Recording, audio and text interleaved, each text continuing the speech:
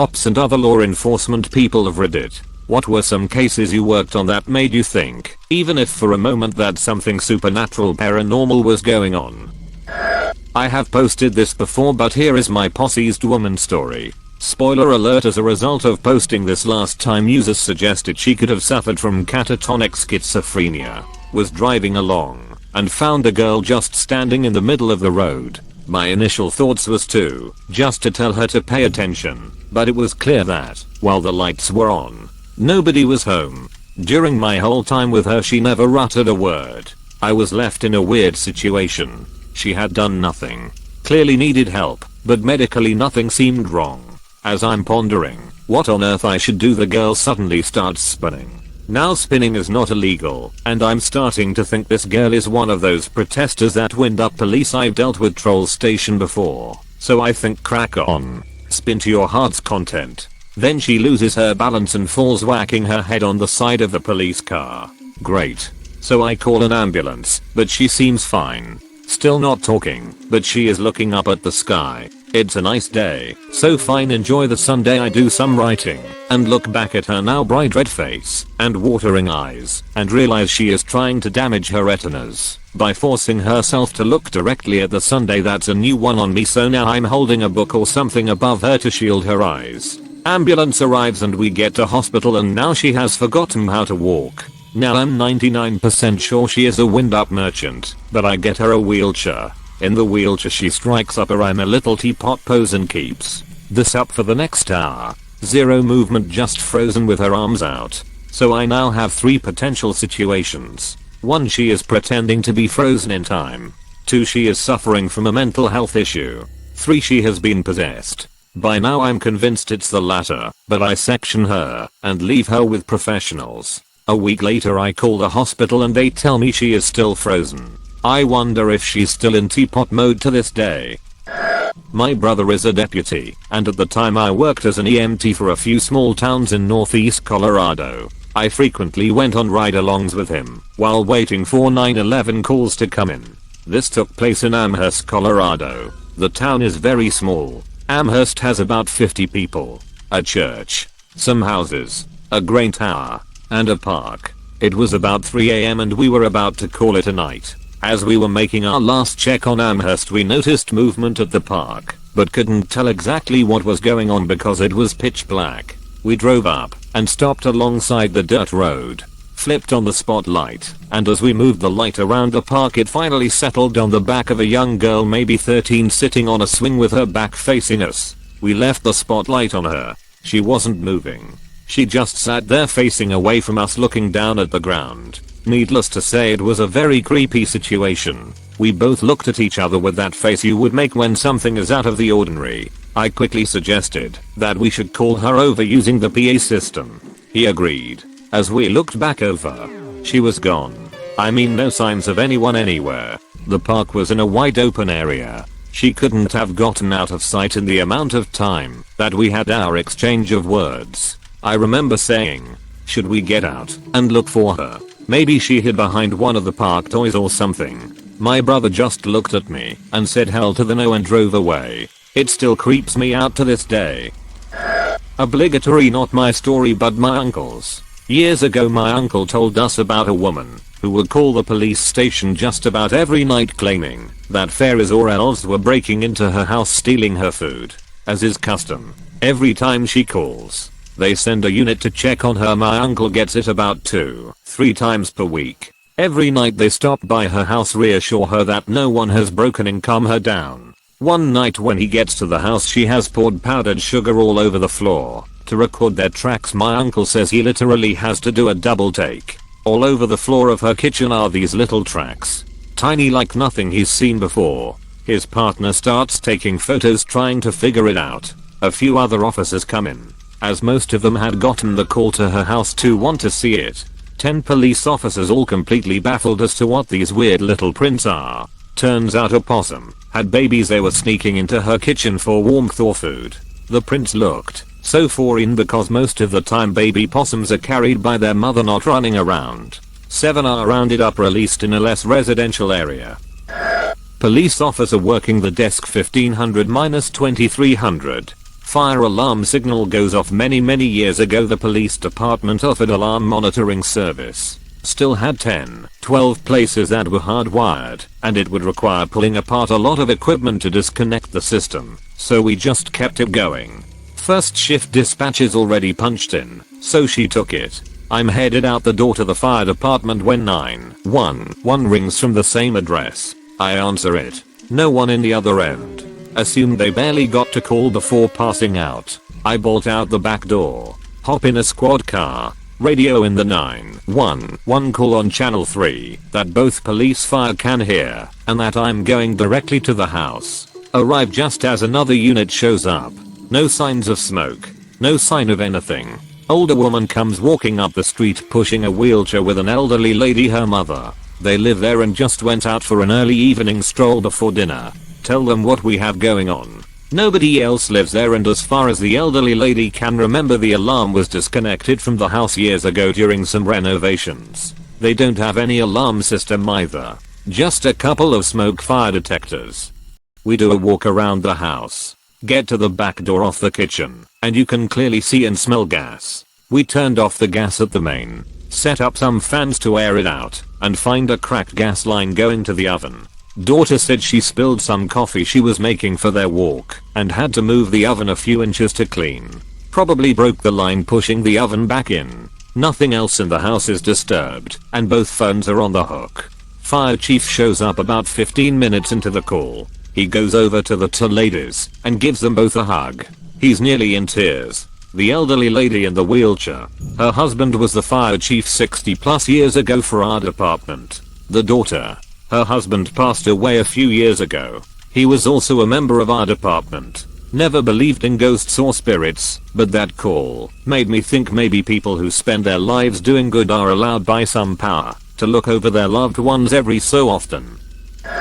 Crazy old woman called because she heard someone repeatedly banging on her front door and garage door. It's after midnight and I get there, and the house is in the middle of the woods with nothing around for miles. I talk to the lady, and she insists I check her large shed out back. So I open the shed door and peek in with my flashlight, and the entire shed is filled with creepy large homemade dolls. They're each probably like 2 to 3 feet tall and sitting upright facing the door. The hair on my neck went up for a minute. I didn't truly believe that something supernatural was going on, but dolls are just really ducking creepy. It's probably too late for this to surface, but this is my dad's story. He went to a call where a father had gone crazy and decided to shoot his family. He killed his wife and was looking around trying to find his 5-year-old son to shoot him. The boy had run outside and was trying to hide on the side of the house behind the trash cans. The father eventually found him and point blank emptied nearly a full magazine at the boy. When my dad arrived, they found the boy in shock, hiding right where his dad found him. Not a wound on his body. There were bullet holes in the side of the house all around the boy. When they finally got to question him about it, they asked him what happened when his dad found him on the side of the yard. The boy replied, "The angel was in front of me with a shield, and he saved me. He pushed the gun away from me." I'm a second-generation firefighter. My father spent the latter days of his career as a fire safety director at a massive mental asylum. Our state version of OSHA has to come and do inspections at all facilities. His was no exception, so the OSHA inspectors make their way to an abandoned part of the facility that used to house the criminally insane, the absolute worst of the worst. Serial killers, rapists, cannibals, etc. My father left them with keys and a flashlight because the electricity didn't work. The inspectors were radioing back to my father that they kept hearing talking and footsteps, which was impossible. Not even squatters could move around because each section is isolated with locked doors to prevent escape. Eventually, the inspectors give up and actually flee without finishing. My dad decides to stick around and check the alarm boxes. They didn't. As he is checking one of the alarms, he feels as if someone is watching him from down the hall. As he looks, a shadow forms with a head, shoulders, torso but no legs, and just 2 holes where there should be eyes. My dad noped the hell on out of there, since the hospital has shut down. It has been on Ghost Adventures, Ghost Hunters, and a myriad of other shows and movies. My dad has been in some of them. Jason from Ghost Hunters called it the scariest place he's ever investigated. Fire ends here. This is not my story, it happened on a different shift. But Captain working overtime with us one day told it to us. And it creeped me out. The captain was on the first due engine company that was dispatched to a residential fire alarm in the middle of the night. Our dispatch protocols require us to send the first due unit emergency to a fire alarm, while the second due engine and ladder company respond routine. We go to tons of fire alarms and 99% of the time they are caused by a faulty system or burnt food. So we usually don't get too worked up over them. Anyways, as they approach the neighborhood they see the orange glow in the distance. And when they get on scene they find a 4,000 square foot house with heavy fire showing on the rear and that had already broken through the roof. The call was then upgraded to a working structure fire and more units were dispatched to assist. The captain of the first due stayed on the outside the whole time he was incident commander until the 1st battalion chief arrived on scene and took over. And then he assumed the safety role. So, he's on the outside, in radio contact with crews that are inside fighting the fire. After the bulk of the fire had been extinguished, and as operations were winding down, the captain sees smoke inside a second-story window and asks crews inside to go inside the room on the because corner to make sure the fire hadn't spread to the other side of the house. The crews search for a few minutes and radio back. There's no room there, sir. The captain is a bit confused, as he is staring at what is clearly a window that is attached to a room of some sort. He relays detailed instructions of where the room should be to the crews inside, and they again advise that they can't find anything. Incredulous, the captain asks the incident commander for permission to go inside of the structure so he can show the interior crews exactly where the room in question is. His request is granted, and he goes inside, walks up the staircase, and walks towards the corner in question. There's no room there, just a hallway with a corner. No doorway, no window, no room. Knowing that there has to be something behind the wall, they breach the drywall and crawl through to find the child's bedroom. The bedroom had a dresser, a desk, and a perfectly made bed that looked as if it hadn't been disturbed in years. For whatever reason, the owners of the home decided to wall off the bedroom and leave it just as it was, unshaded and inaccessible. The captain said it was one of the strangest and eeriest things he had seen in a while. Cop, will call. I have been on patrol for several years and love stuff like this. I had a backup officer with me who witnessed everything. Dispatch sent me to a call in a mountain area late one night. Dispatch said the caller reported several people holding a baby above their heads and chanting while standing on her property. The call sounded ridiculous, and I smirked as dispatch gave the details. I arrived at the proper address after driving about 20 minutes along a mountain road. There is not much else up here, and it was extremely quiet. No one walks around out here, and there aren't very many cars driving this late. I walked along a gated driveway, through a light wooded area. I found the caller's house, with 2 dim lights near the front door. The house was surrounded on 3 sides by heavy woods. I felt a little uneasy, just looking at the house. I knocked on the front door of the house. While standing on a large patio, I heard something move to my left, which startled me, because it was close. It sounded like a person. Something big. I looked to the left, and used my flashlight to light up the patio. I didn't see anyone. I continued to knock. I could hear 2 voices inside the house. I clearly heard a male and a female. This made me feel a little better. I thought I heard someone on the patio, but it must have been someone inside. The female eventually opened the door. She was terrified, almost crying. She asked me to come inside and to close the door. She led me to the living room, where I saw a very cheap security monitor, almost like a baby monitor camera setup, with audio and video playing. The camera setup only provided live feed. The camera was positioned to view the front door and patio area, where I was just standing. The audio was silent as I watched the monitor for a few seconds. The woman began to explain. When I interrupted and asked where the male was inside the house, I heard his voice. She looked confused and said she was here alone. I was surprised, because I know for a fact I heard a male's voice when I knocked. I asked her several times, and initially thought she was lying to me. My partner checked the house and did not find anyone. The woman said she was reading while sitting on the couch when she heard something over the security camera. She looked at the display and saw two people on the patio standing at the front door. She heard knocking at the door and called the police. I looked at the monitor, and although it was low quality, I could see the patio and front door area with decent clarity. As the woman continued to explain, the audio on the monitor went from quiet to extremely loud. We all stopped talking. The caller was shaking. I looked at the monitor, but didn't see anyone. Loud audio continued to blast from the speakers. The audio sounded like wind, but it was not windy that night. I asked the woman, what is that? And she said it's them. I looked at my partner, who was nervous. The woman gives me her cell phone, stating she took pictures of the monitor, showing the two people on her patio. I looked through several low quality pics and didn't see anything. I continue to scroll, and sure enough, I see what looks like two tall figures standing at the door. One of the figures is holding something. The figures look strange, all dark and featureless. In contrast to the video I saw on the monitor, I was in disbelief and thought, oh my god, she's telling the truth. I continue to scroll and saw one figure holding something up over its head.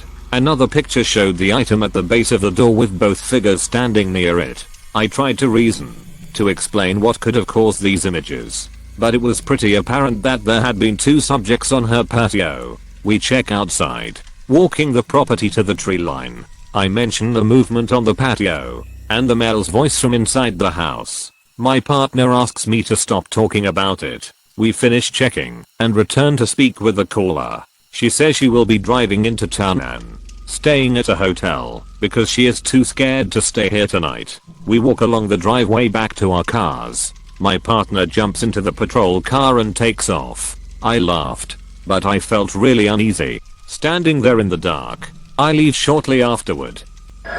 Cop here. Partner and I were dispatched to a welfare check. Elderly guy. Nobody had seen him in a few days. Mail overflowing in mailbox. Missed a doctor's appointment. Car hasn't moved, etc. We both know we are about to find a body. We arrive on scene and can't get anyone to the door. Look through the window and sure enough, we can see his foot on the floor in the living room. My partner is a corporal and pulls rank and makes me go first. Door is unlocked, and as soon as we open it, we smell a mostly fresh dead body. Almost relieved, we both enter, and he tells me to check vitals on dead dude.